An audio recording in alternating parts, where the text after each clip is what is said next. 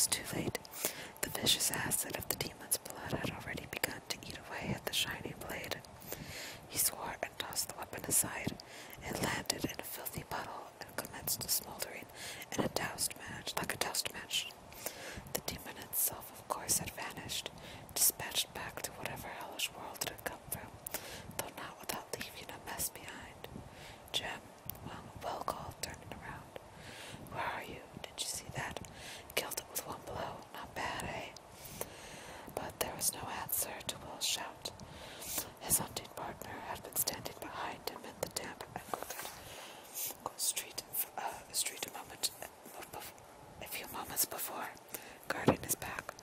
Will was positive, but now Will was alone in the shadows. He frowned in annoyance. It was much less fun showing off without Jem to show off too. He glanced behind him to where the street narrowed into a passage that gave onto the black, heaving water of the Thames in the distance.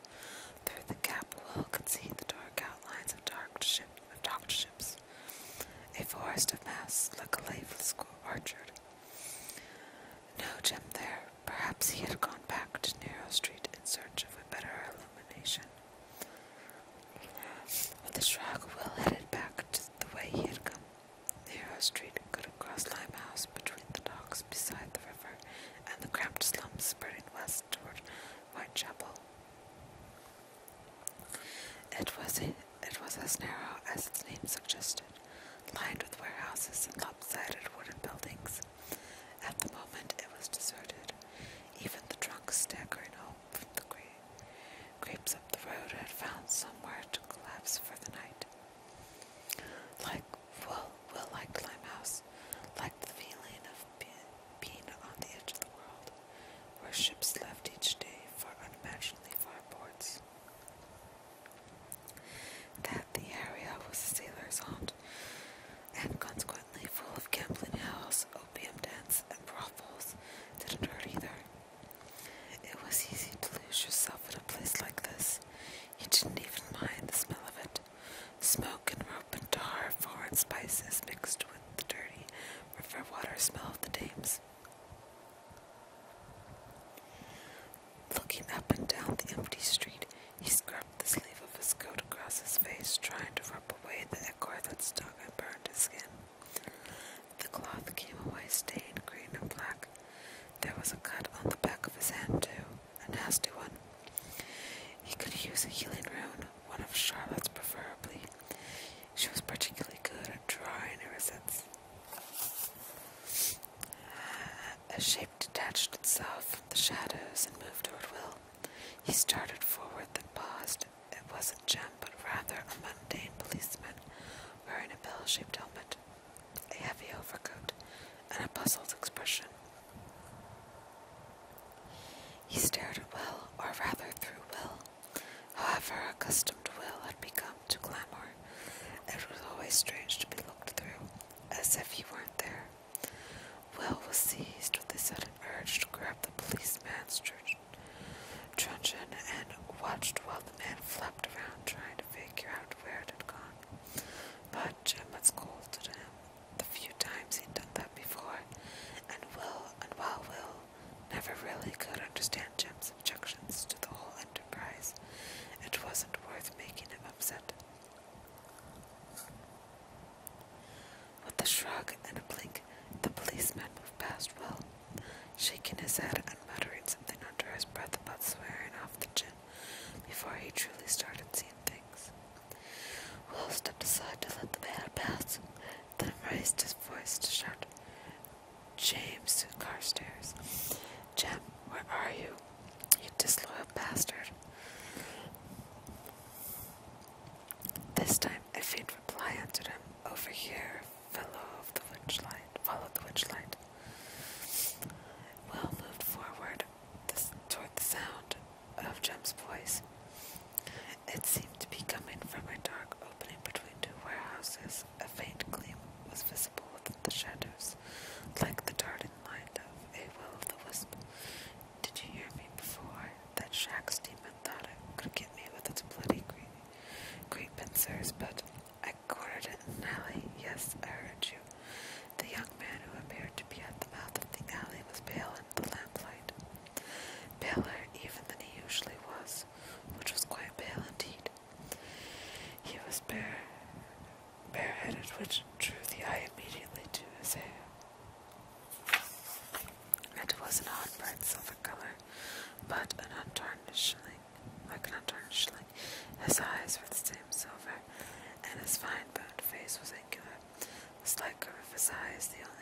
his heritage. There were dark stains across his white shirt front, and his hands were thickly smeared with red. Will tensed. You're bleeding. What happened? Jim waved away Will's concern. It's not my blood. He turned his head back toward the alley behind him. It's hers. Will glanced past his friend into the thicker shadows of the alley. In the far corner of it was a crumpled shape, only a shadow in the darkness, but when Will looked closely, he could make out the shape of a pale hand and a wisp of fair hair. A dead woman, Will asked, a mundane. A girl, really? Not more than 14. At that, Will cursed with great volume and expression. Jim waited patiently for him to be done. If we'd only happened along a little earlier, Will said. Finally, that bloody demon, that's the peculiar thing.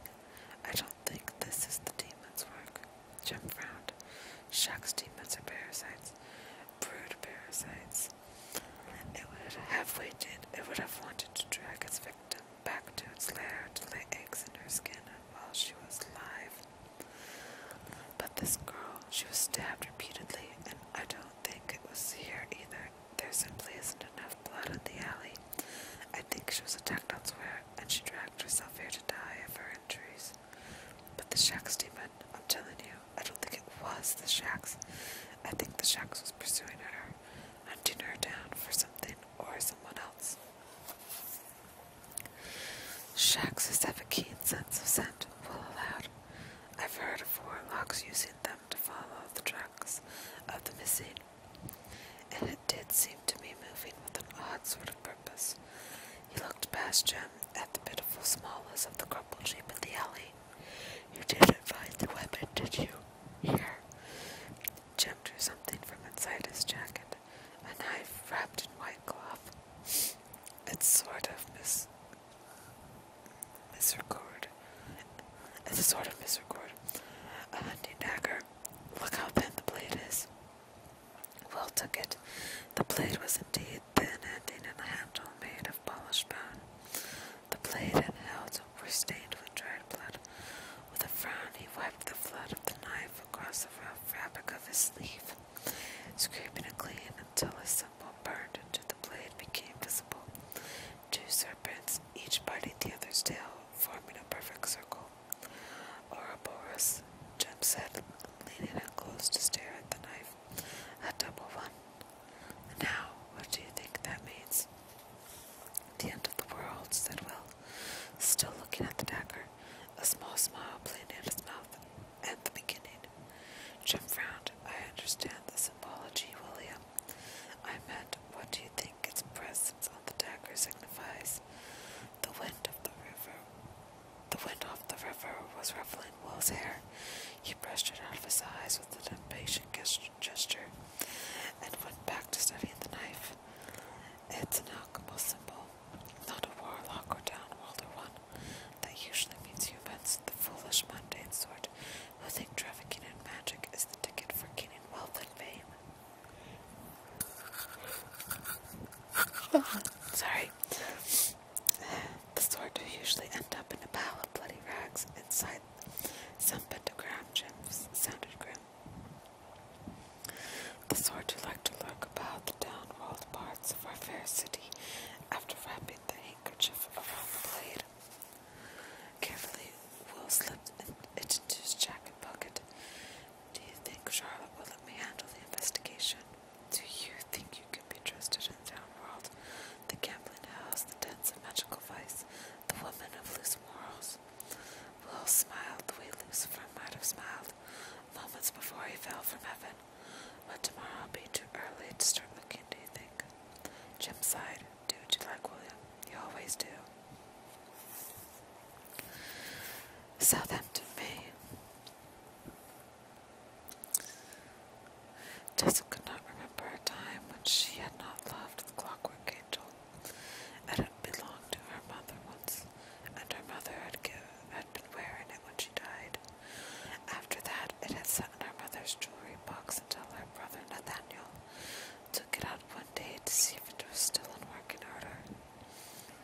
The angel was no bigger than Tessa's pinky finger, a tiny statuette made of brass with folded bronze wings, no larger than a cricket's. It had a delicate metal face with shut crescent eyelids and hands crossed over a sword in front. A thin chain that looped beneath the wings allowed the angel that allowed the angel to be worn around the neck like a locket. Tessa knew the angel was made out of clockwork because if she lifted it to her ear, she could hear the sound of its machinery like the sound of a watch. Nate had exclaimed in surprise that it was still working after so many years, and he had looked in vain for a knob or a screw or something or some other method by which the angel might be wound, but there had been nothing to find. With a shrug, he'd given the angel to Tessa. From that moment, she had never taken it off. Even at night, the angel lay against her chest as she slept, its constant tick-tock, tick-tock, like the beating of a second heart. She held it now, clutched between her fingers as the main noised its way between other massive steamships to find a spot at the Southampton dock. Nate had insisted that she come to Southampton instead of Liverpool, where most transatlantic steamers arrived. He had claimed it was because Southampton was a much pleasanter place to arrive at, so Tessa couldn't help being a little disappointed by this, her first sight of England. It was drearily grey. Rain drummed down onto the spires of a distant church, while black smoke rose from the chimneys of ships and stained the already dull-colored sky. A crowd of people in dark clothes holding umbrellas stood on the docks. Tessa strained to see if her brother was among them, but the mist and spray of the ship were too thick for her to make out any individual in great detail. Tessa shivered. The wind off the sea was chilly. All of Nate's letters had claimed that London was beautiful, the sun shining every day. Well, Tessa thought, hopefully the weather there was better than it was here, because she had no warm clothes with her, nothing more substantial than a woolen shawl that had belonged to Aunt Harriet and a pair of thin gloves. She had sold most of her clothes to pay for her aunt's funeral, secure in the knowledge that her brother would buy her more when she arrived in London to live with him. A shout went up. The main, its shining black painted hull, gleaming wet with rain, had anchored, and tugs were blowing their way through the heaving grey water, ready to carry baggage and passengers to the shore. Passengers streamed off the ship quickly, desperate to feel land under their feet, so different from their departure from New York. The sky had been blue then, and a brass band had been playing, though with no one there to wish her goodbye, it had not been a merry occasion. Hunching her shoulders, Tessa joined the disembarking crowd. Drops of rain stung her unprotected head and neck like pinpricks from the icy little needles, and her hands, inside their insubstantial gloves, were clammy and wet with rain. Reaching the quay, she looked around eagerly, searching for a sight of Nate. It had been nearly 2 weeks since she'd spoken to a soul, having kept almost entirely to herself on board the Maine. It would be wonderful to have her brother to talk to again. He wasn't there. The wharves were shaped with stacks of luggage and all sorts of boxes and cargo, even mounds of fruit and vegetables wilting and dissolving in the rain. A steamer was departing for Le Havre nearby, and damp-looking sailors swarmed close by Tessa, shouting in French. She tried to move aside, only to be almost trampled by a throng of disembarking passengers hurrying for the shelter of the railway station. But Nate was nowhere to be seen. "You are Miss Gray." The voice was guttural, heavily accented. A man had moved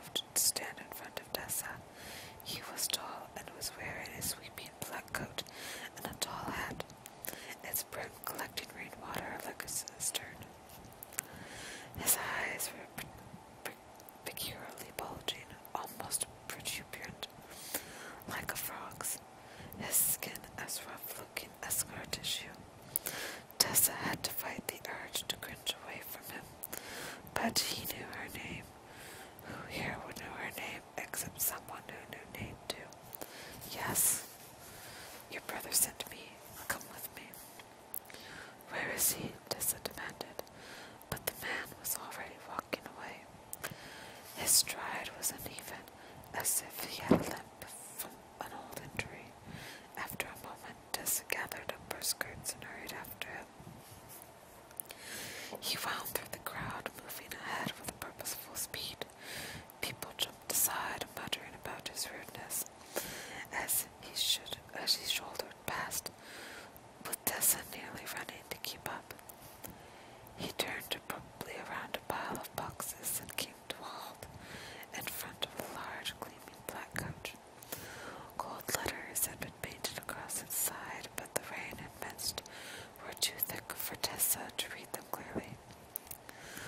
The door of the carriage opened and a woman leaned out. She wore an enormous plumed hat that hid her face, Miss Teresa Gray. Tessa nodded.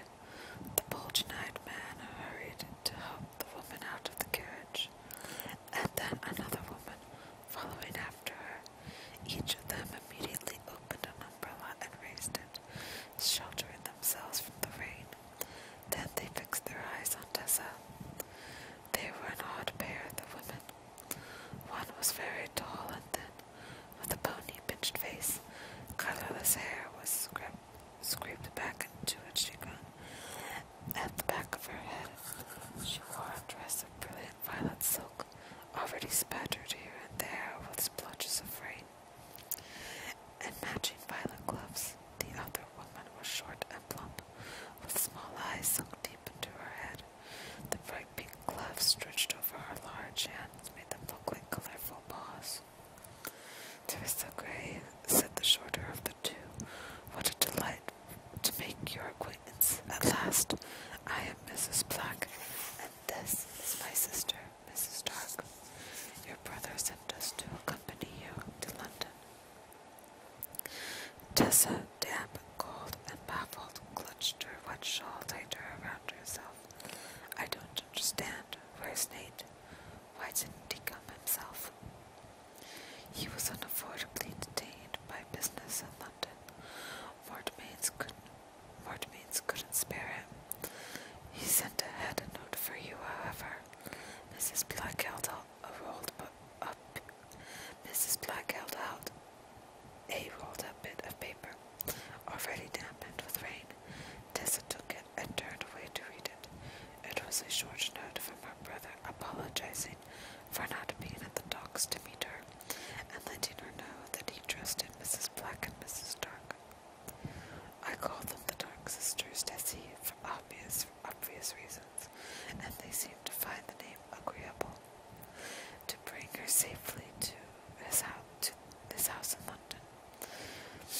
They were, his note said, his landladies, and as well as trusted friends, and they had his highest recommendations. That decided her. The letter was certainly from Nate. It was his handwriting, and no one else ever called her Tessie.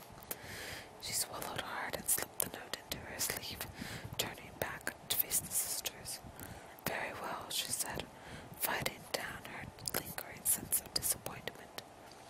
She had been so looking forward to seeing her brother. Shall we call a porter to fetch my trunk? No need, no need. Mrs. Dark's cheerful tone was at odds with her pinched gray features. We've already arranged to have it sent on ahead. She snapped her fingers at the bulging-eyed man, who swung himself up into the driver's seat at the front of the carriage. She placed her hand on Tessa's shoulder. Come along, child. Let's get you out of the rain. As Tessa moved toward the carriage, propelled by Mrs. Dark's bony grip, the mist cleared, revealing the gleaming golden image painted on the side of the door.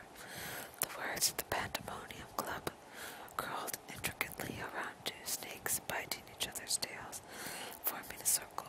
Tessa frowned. What does that mean? Nothing you need worry about, said Mrs. Black, who had already climbed inside and had her skirts spread out across one of the comfortable-looking seats. The inside of the carriage was richly decorated